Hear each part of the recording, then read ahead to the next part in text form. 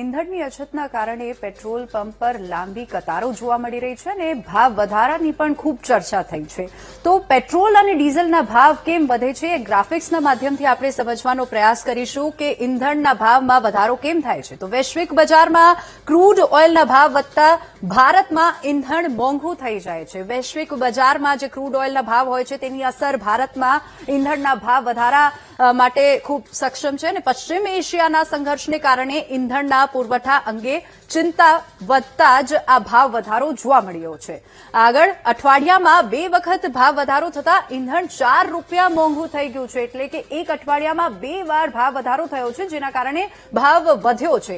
અન્ય એક કારણ છે કે ટેક્સ, વેટ, ડીલર કમિશન અલગ હોવાથી રાજ્યોના ભાવમાં તફાવત હોય છે. અલગ અલગ સ્ટેટ વાઇઝ જે ટેક્સ વસૂલ કરવામાં આવે છે તેના કારણે પણ ડીઝલના ભાવમાં કે પેટ્રોલના ભાવમાં ચેન્જીસ જોવા મળે છે. ભાવ વધારો અલગ અલગ જોવા મળે છે. એટલે કે જો રાજસ્થાનમાં પેટ્રોલનો ભાવ અલગ હોય, મધ્યપ્રદેશમાં અલગ ભાવ હોય, ગુજરાતમાં ભાવ અલગ હોય, તો પેટ્રોલ સાથે 20% ઇથેનોલ ભેળવીને E20 ઈંધણનો વપરાશ, એટલે કે આ નિયમ જે નવો ઇથેનોલ મિશ્રણનો લાગુ કરવામાં આવ્યો છે.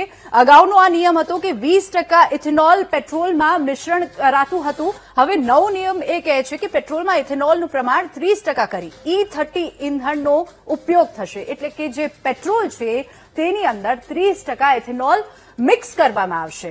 અને જો ભવિષ્યમાં પેટ્રોલમાં ઇથેનોલનું પ્રમાણ 85%થી વધુ થઈ શકે છે, એટલે કે જો કટોકટીના આ સમયમાં પેટ્રોલની અંદર અત્યારે 30% ઇથેનોલ મિક્સ કરવામાં આવે છે અને ભવિષ્યમાં જો આ જ પ્રકારની પરિસ્થિતિ રહી તો 85%થી 100% પણ કરાઈ શકાય છે.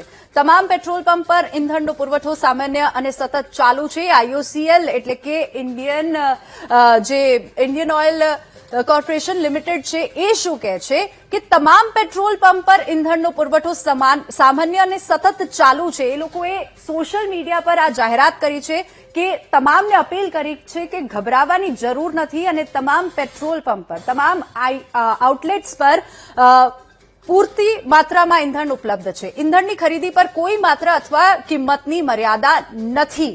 IOCL આ સ્પષ્ટ રીતે કહ્યું છે. પોતાની ઓફિશિયલ વેબસાઇટ પર પણ તેઓએ કહ્યું છે ગ્રાહકો અગાઉની જેમ જ પેટ્રોલ પંપ પરથી કરી શકે છે પેટ્રોલ ડીઝલની ખરીદી. એટલે કે અગાઉ જ્યારે આ અફવાઓ નથી, જ્યારે આ સમાચાર નહોતા આવ્યા, જેમ તમે અગાઉ પેટ્રોલ ડીઝલની ખરીદી કરતા હતા એ પ્રમાણે તમે કરી શકો છો. હવે HPCL શું કહ્યું છે તો ઈંધણની અછત અને પુરવઠામાં વિક્ષેપના અહેવાલો ખોટા અને તમામ પેટ્રોલ પંપ પર ઈંધણનો પુરવઠો સંપૂર્ણપણે ઉપલબ્ધ છે અને માંગ વધી છે અને ખાનગી કંપનીઓએ ભાવ વધારતા જ વેચાણ વધ્યું. તો કેટલાક પેટ્રોલ પંપ પર વેચાણ સામાન્ય કરતા વધારે છે. આ HPCL હિન્દુસ્તાન પેટ્રોલ પંપ જે છે, હિન્દુસ્તાન પેટ્રોલિયમ કોર્પોરેશન લિમિટેડે આ જાણકારી આપી છે. પોતાના સોશિયલ મીડિયા પ્લેટફોર્મ X પર આ જાણકારી આપી છે કે ઈંધણની અછત અને પુરવઠામાં વિક્ષેપના અહેવાલો ખોટા છે અને તમામને ગભરાવાની કોઈ જરૂરત નથી.